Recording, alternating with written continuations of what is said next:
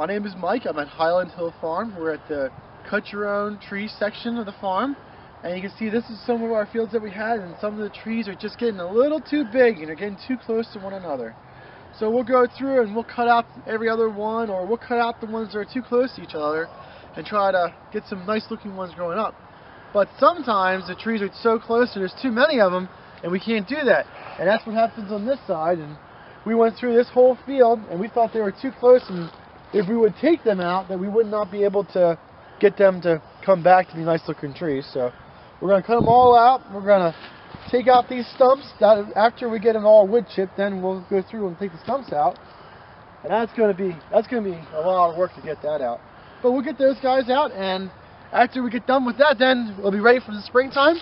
When spring comes and good planting weather arrives, we'll rototill this and we'll put new little baby trees in.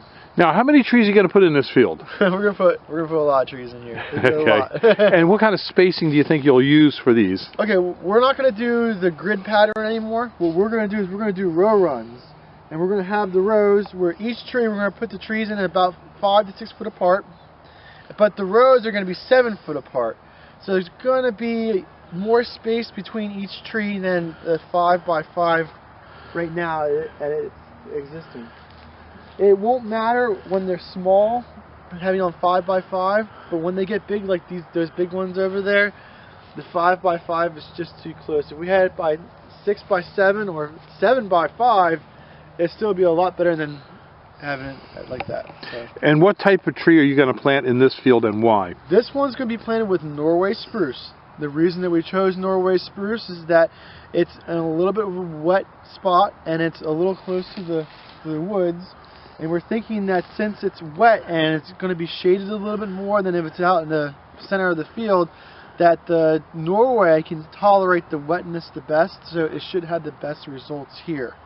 But on other parts of the farm, we'll try to be planting some other things, like maybe some pines and some balsams and some canons and things like that. But this is definitely going to be Norway. Okay, well, thank you very much, Mike. And what kind of trees were out in this field right now? Well, this was Norway.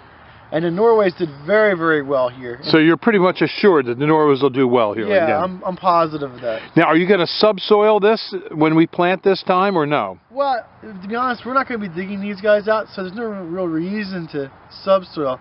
If we were going to dig them out, then yeah, we would definitely subsoil so we get the root zone deeper in the ground, but it won't be necessary to subsoil. I don't think so. And these are going to be just for cut trees? They're going to be just for cut trees. Yep. Okay, well, thank you very much.